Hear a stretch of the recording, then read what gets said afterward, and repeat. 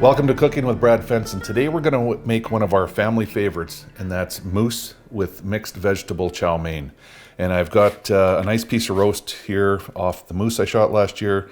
You know, your rounds work really well. You could use some loin if you want. It's going to be more tender, but we make a real simple marinade for that. We've got about a half a cup of soy sauce that we are going to put in here.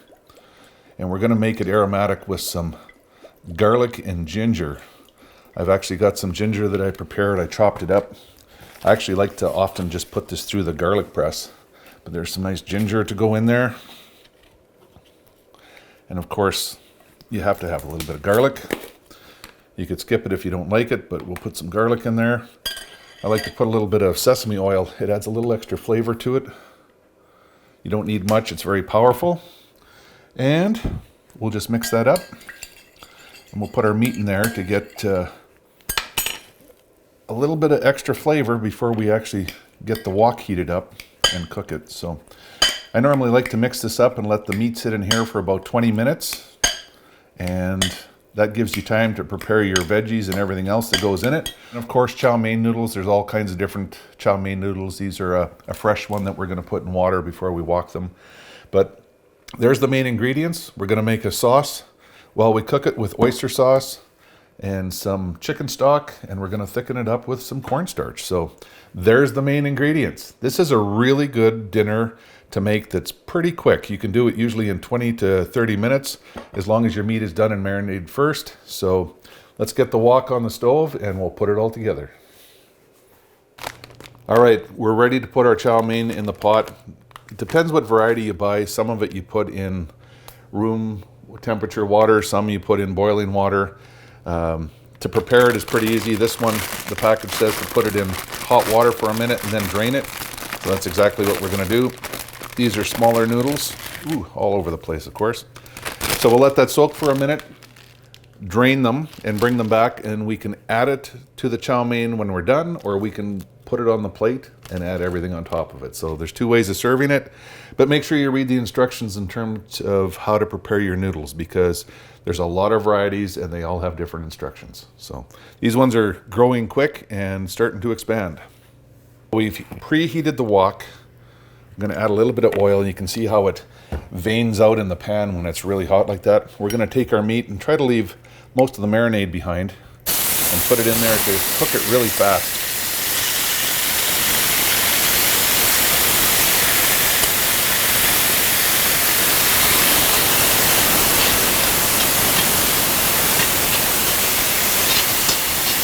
This does not take very long. Usually a minute, maybe 90 seconds.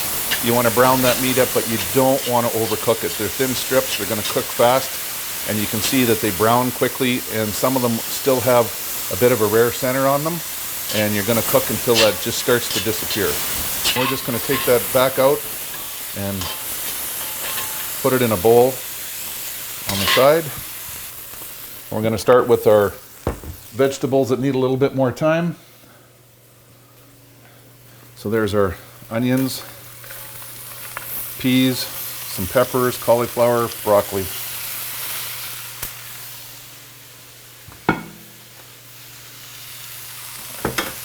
That pan's hot, so it doesn't take long to get them cooking. The trick to doing your vegetables is to do them so that they're still a little bit crisp, yet they're hot throughout.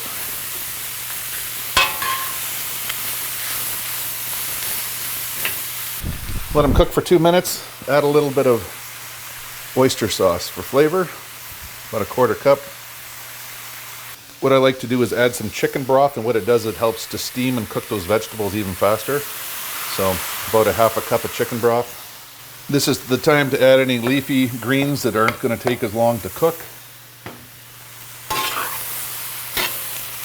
The broccoli's starting to turn color, you know you're almost there.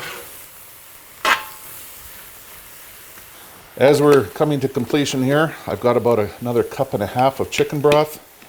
I've added about a tablespoon and a half of cornstarch. You always want to mix this in a cold liquid so that it doesn't lump up. Makes it a lot easier to work with. You can whisk it with a fork or shake it in a jar. You can see those vegetables are just coming to completion here, we're going to add this in on top. So about 1.5 cups. It looks like a lot of liquid at first, but as it cooks and thickens up, it makes a beautiful sauce that'll cover those noodles as well. We want to bring it back to a full boil, which will make it as thick as it can be with the amount of cornstarch we put in. Add our meat back in at this time. So the meat, although it was still pretty rare in the middle, these are the final touches to bring it up to temperature. And we're ready to plate our noodles. We're going to put our chow mein noodles on the platter and add our vegetables back to it. We want to get those organized on the plate here to be able to fit everything in there to finish off this dish. Because there's so much, I'll spoon some of it on here, but we can pour the sauce and everything on afterwards. And for the finishing touches, here's the sauce. That's why we add that extra chicken stock, because we like to have the sauce on the noodles. Here we go. Look at this. Moose chow mein with mixed vegetable medley.